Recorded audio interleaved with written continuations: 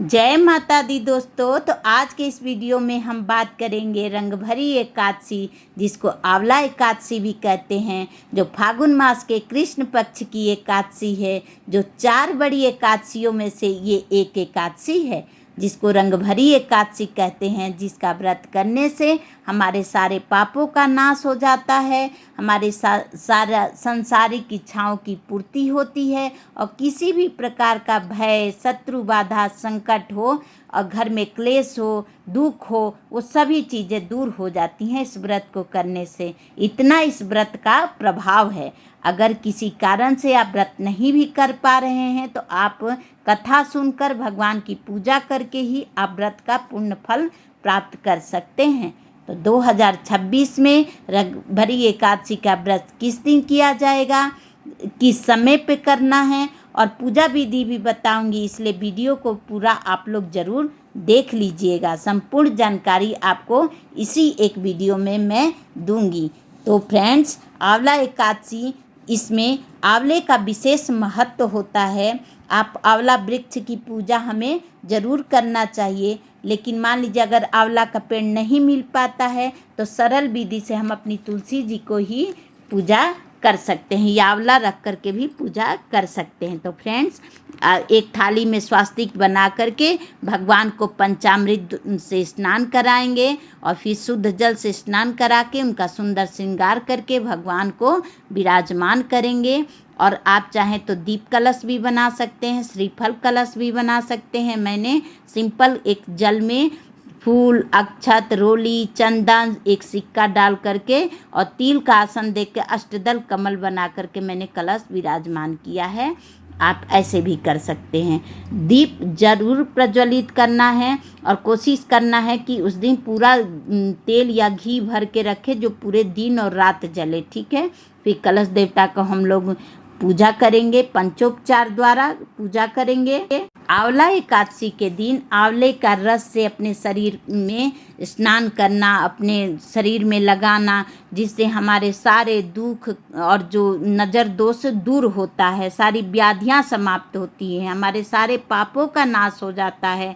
क्योंकि आंवला एकादशी के दिन भगवान विष्णु का आंवले में वास होता है और आंवले के कण कण में प्रभु श्री नारायण का वास होता है। इसलिए सबसे बड़ी एकादशी है, तो हमें आंवला बहुत अधिक से अधिक उस दिन प्रयोग करना है। भगवान जी को स्नान कराने के बाद उन्हें साफ स्वच्छ वस्त्र देंगे, वस्त्र रूपी कलावा देंगे, जनेऊ देंगे और जनेऊ देने के बाद उनको, भगवान को हम लोग पूजा करेंगे। आइए जान लेते हैं इस बार आंवला एकादशी, जिसको रंगभरी एकादशी भी कहते हैं, तो इस दिन कब हम लोगों को करना है इस व्रत को। तो इस बार जो है 27 फरवरी दिन शुक्रवार को हम लोग एकादशी का व्रत करेंगे और पारण का जो समय है वो 28 फरवरी दिन शनिवार को 6:45 से लेकर के 9:05 तक हम लोगों को पारण कर लेना है। यानी पारण जो है वो सही समय पर करना हमको चाहिए। ठीक है। तो एकादशी व्रत करने वाले को पारण हमेशा सही समय पर करना चाहिए। पारण के समय का हम लोगों को ध्यान रखना है, तभी हमें पुण्य फल की प्राप्ति होगी। तो ठीक है, भगवान को जो हम लोग फल अर्पण किए हैं तो उनके श्री चरण कमल में तुलसी पत्र भी हम लोग जरूर अर्पण करेंगे और इस तरह से अपने प्रभु की पूजा पाठ करना है। और जो लोग पहली बार एकादशी का व्रत करना चाहते हैं ना, तो वो आंवला एकादशी के दिन से अपने व्रत को उठा सकते हैं। ठीक है। क्योंकि इन 4 बड़ी एकादशियों में से इसको बड़ी एकादशी मानी जाती है, तो आप व्रत बेझिझक उठा सकते हैं, कोई दुविधा वाली बात नहीं है। तो व्रत का नियम जो होता है वो 10वीं तिथि से ही शुरू हो जाता है। तो उसी दिन से हमें चावल नहीं खाया जाता है। बहुत लोग खाते हैं लेकिन नहीं खाना चाहिए।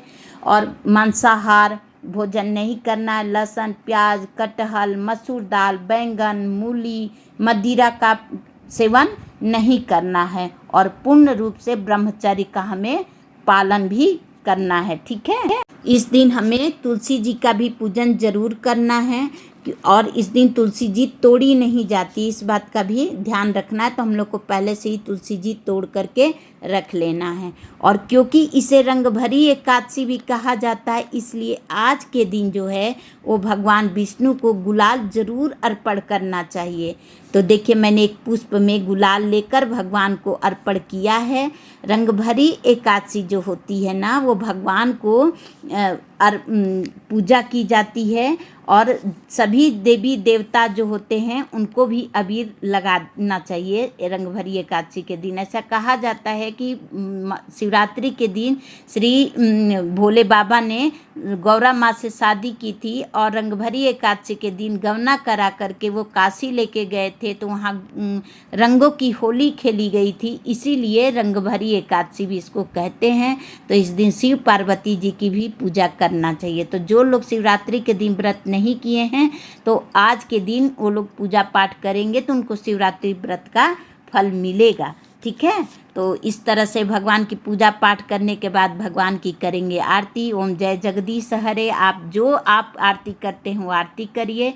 आचमनी 3 बार घुमाएंगे देंगे और उसके बाद प्रभु को सबसे पहले आरती देंगे और उसके बाद खुद लेंगे, पूरे घर में घुमा देंगे। इससे हमारे घर की सारी नकारात्मकता समाप्त होती है, घर में पॉजिटिविटी आती है। और इस तरह से फिर अपने को आरती लेना है और हाथ में फूल और अक्षत लेके अपने जो भगवान से अपने मन की बातों को कहना है कि हे प्रभु, हमारे पूजा पाठ में कुछ कमी रह गई है तो हमको क्षमा कर दीजिएगा।